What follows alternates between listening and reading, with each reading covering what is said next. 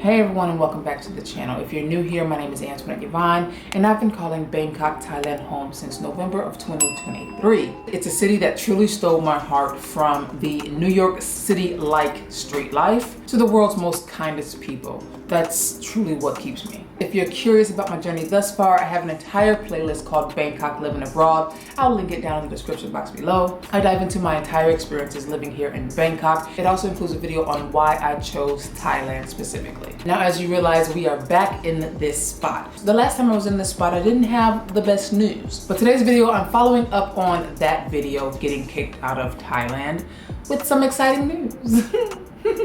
If you don't know what I'm talking about, if you haven't seen that video, I'll also link it in the description box below. But let's get into my journey back to Bangkok, what visa I have. Spoiler alert, I have the DTV Visa. We'll get into how I obtained it, some advice on how you can obtain yours, and what my plans are going forward. So let's get into it. So when I first moved to Thailand back in November of 2023, I was doing what a lot of the foreigners do, and that was visa runs. And so for those of you who aren't familiar with that, Thailand offers a tourist visa for most countries. I know US citizens for sure, up to 60 days. Back in 2023, it was only up to 30 days. And once your original days are up, you have an option to extend it for an additional 30 days and a fee of 1900 baht. Or leave the country for a few days, reset your tourist visa, and enter it back in. During COVID, Thailand was very free with this visa runs, and it wasn't really a problem. So for almost every other month, I was making my visa runs. And it was manageable at first, but here's the thing, it is not a long-term solution. Each time I left and entered back into the country, I was pretty much at the mercy of the immigration officer. Some of them are more lenient, some of them not so much. And it only takes one bad day at the border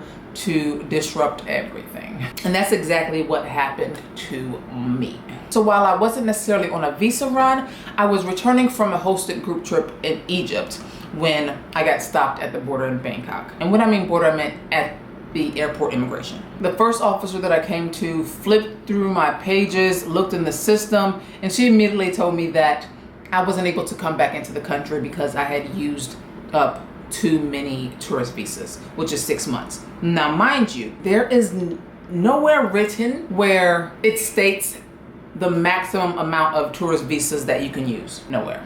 I was like, oh my God. She then walked me over to the actual immigration offices where I had to sit down and talk with maybe a supervisor immigration officer. Thankfully, I was prepared. He asked me if I had proof of accommodations, at least 20,000 Thai baht in the bank, and a return flight leaving Bangkok, preferably back to the States. I had all that. After a little bit of questioning, he let me through. I do remember specifically asking him if there was going to be a problem in the future coming back into the country. He said, no problem, everything's okay. But seeing others in the offices unprepared, denied entry, and deported, that was honestly the biggest wake-up call.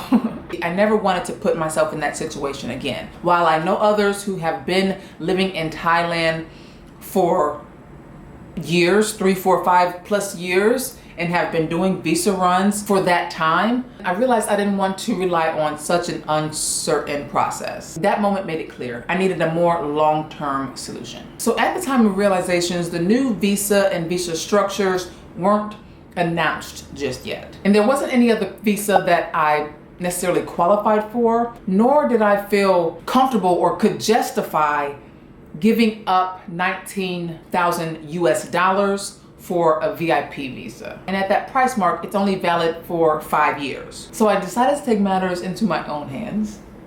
I enrolled into an 8-month Thai language course with the newly opened school, a school that just opened. Yeah. And thinking that it would be my ticket to stay in the country long term. And essentially it could have been. And it was obviously an extra benefit that I would be learning Thai. But let me be the first to tell you, Thai is it's not an easy language to learn. I was sitting in my classes every day with my eyes crossed. Like, I'm not saying it's impossible, but it was difficult, and I didn't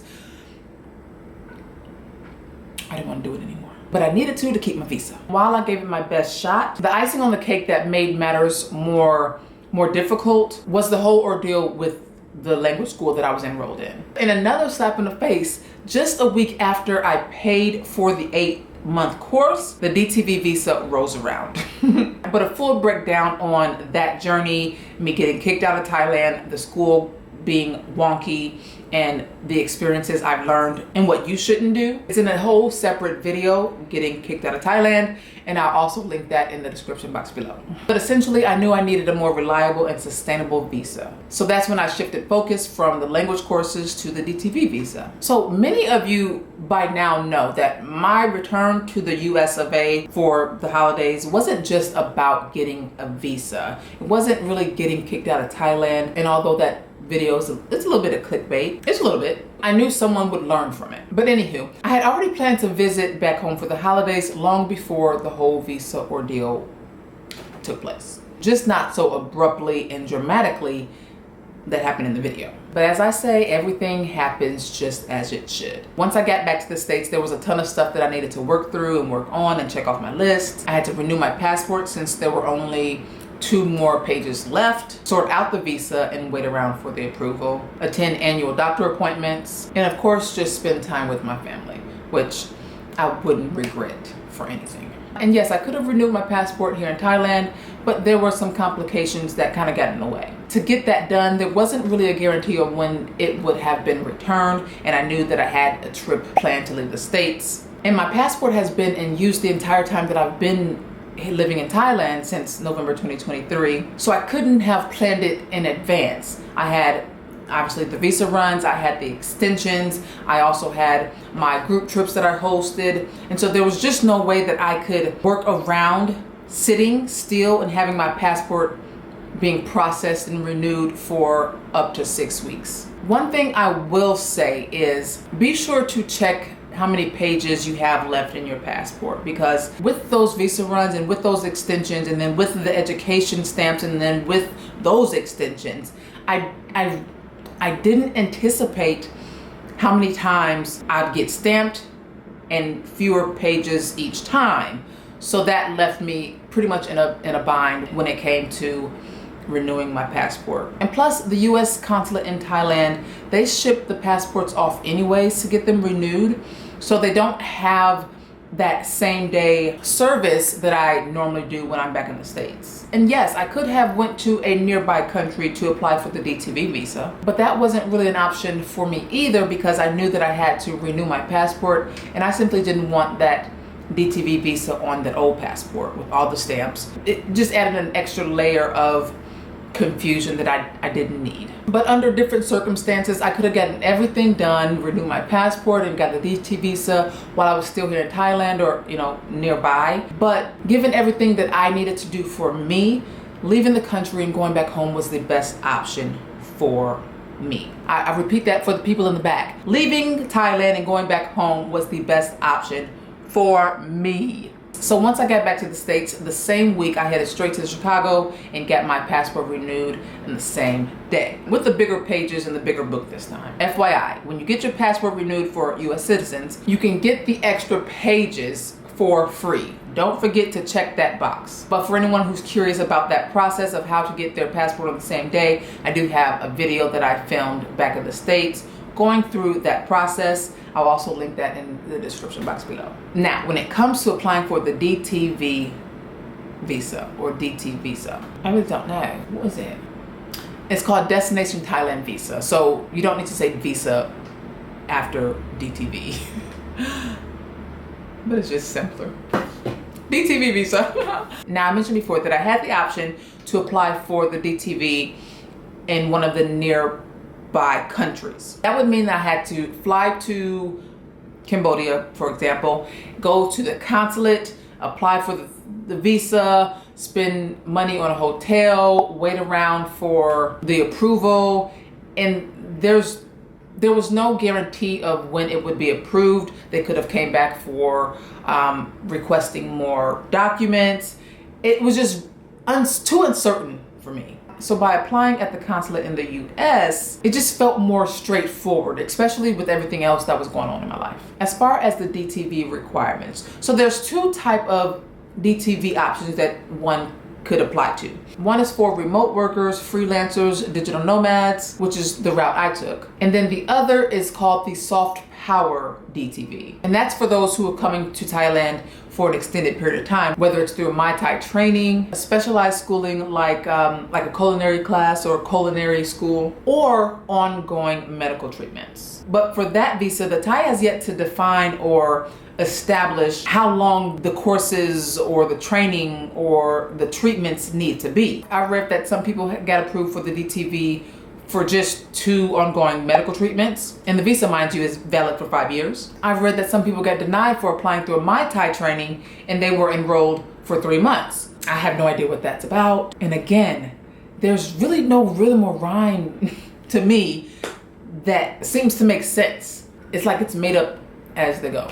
I have no idea. But since I own my own company and am a remote worker, I went for the workcation and digital nomad visa. And here's what you need to qualify. A passport, which is self-explanatory, but your passport has to be valid for the duration of your stay. A photograph, provide a recent passport size photo that was taken within the last 6 months. Documents indicating where your current location is. People can be untruthful with this, but what I did is submitted my driver's license. Obviously that was okay. I don't know how they determine that. Proof of employment or proof of remote work or freelance work. So if you're a freelancer or work for your own company or have your own business, then you need to provide evidence of that. For me, I provided a screenshot of my website. If you're a digital nomad and work for a company, then they require you to provide a letter from your company stating that you have permission to work remotely in Thailand. And one of the biggest pieces to this that you need is proof of funds. So the Thai government requires you to show proof of 500,000 Thai baht in the bank, which is equivalent to 15,000 US dollars, depending on the currency exchange that day. So I submitted a bank statement showing proof of that. Now, because the exchange rate changes every single day, I just didn't submit the proof of the minimum 15,000 US dollars. I showed them about 16,000 US dollars in the bank just in case. I didn't want them to come back and say, we need proof of the exact amount. I don't know. So just keep that in mind. For good measure, I tend to go above and beyond, and also, again, didn't want them to come back and say they needed more proof of anything. I submitted a cover letter just to be thorough, explaining my intentions for living in Thailand and proof of reoccurring income, not just the bank statement, but proof that I had money coming in and I could support myself. And lastly, you need to pay upfront the application fee. So if you're in the US, the application fee on the government website is $400 US. The application process it's pretty simple and straightforward. All you have to do is go online. If you're from the US, go onto the US government website for the Thai consulate and select the consulate that is nearest to you and start the application process from there. But please be sure to double check your documents and the information that you've entered throughout the entire process. A resource that I would always refer back to is the Facebook group Thai Visa Advice Q&A group. I'm telling you, that group was pretty much a lifesaver. A lot of applicants shared some helpful insights on their experiences applying, including issues with entering the incorrect information. Say they entered their passport number wrong or their date of birth wrong or the expiration date wrong and submitted it, they would get denied after paying the $400 visa fee and not getting a refund. While it does seem unfair, the website specifically and clearly states no refunds whatsoever. I was terrified that I was going to run into that issue, wasting $400. So it's important to be extra careful when you're submitting your application. Now, when it comes to the timeline and approvals, the Thai consulate mentions that it could take up to 6 weeks to get approved. For me, it took about 13 days. I actually emailed them on the 13th day just to get an update, and within hours, they sent back my approval. Some get approved quicker, some is still waiting for their approval. Or get a request to submit more documents. I've also heard people getting denied, but that's just a part of the process. I think the very first month or 2 or even 3, they were approving everybody. People were just getting this DT visa left and right. Now they are working out the kinks to this whole thing, and they're making it just a little bit more difficult to get it. But it doesn't mean that you shouldn't go for it. I also would highly encourage you to get it, because if you qualify for it, do it because it's valid for 5 years. All right, so now that I got my DTV visa, I am beyond excited that I am back in Thailand and official like a referee with a whistle. And just getting back to building my life here in Thailand. Again, I don't know what the future holds. I don't know how long I will be here in Thailand, but for now, I'm here and official. So when I did land back here in Bangkok, it was January 15th to be exact. I handed over my newly renewed passport to the immigration officer, and I also handed over the printed version of the DTV in hand. It said that you need that as well, so be sure to print it out before you come. The officer did ask me a few questions about my last visits and my exit, but surprisingly she wasn't rude about it. I've had some experiences. And also, just a heads up, getting a new passport does not erase your past travels and your interactions with the immigration. There's some misconception about that. However, after those few questions, she told me that the DT visa was valid for 5 years, stamped me in, and let me go free. But really quickly, that said, I read some more experiences in the Facebook group that I mentioned about some not so lucky entries with the DTV visa. It seems that some people have had some pretty intense interrogation upon their entry with the DTV visa. So definitely keep that in mind. While one may be granted the DTV visa, it's still up to immigration to allow access into the country. I don't mean no harm and I don't want to alarm anyone. I just want to provide facts. It really just depends on the immigration officer that you encounter. So always be prepared to provide the appropriate documents that you need. Well, this process of living here in Thailand specifically has made me realize the importance of having the right visa when you're planning your move abroad. Whether it's a DTV visa here or a digital nomad visa somewhere else. Being informed and having the correct paperwork really makes the world a difference. I can speak from experience. You don't have to go through those struggles. It's also a reminder to plan ahead, especially if you're making a big move and moving abroad. So if you need a sounding board for your move abroad, I'll link the link in the description box below for you to schedule a call with me. You'll also find some helpful links and resources like my free Moving to Bangkok checklist and my comprehensive Move to Thailand guide. I mean, pursuing a dream of moving abroad, whether in Thailand or Spain or Portugal or South Africa, start with doing the research, getting the right visas, and truly trusting the process. The journey, as we know from my experiences, may not be easy, but I believe it's absolutely worth it. Until next time, keep pushing forward and remember, your dreams are entirely in reach. Hey, and thanks for watching. Don't forget to subscribe to join me every week. And remember, you can also join me on any upcoming international experience around the world. Just click on the link in the description box below, and I hope to see you there. Thanks again for watching.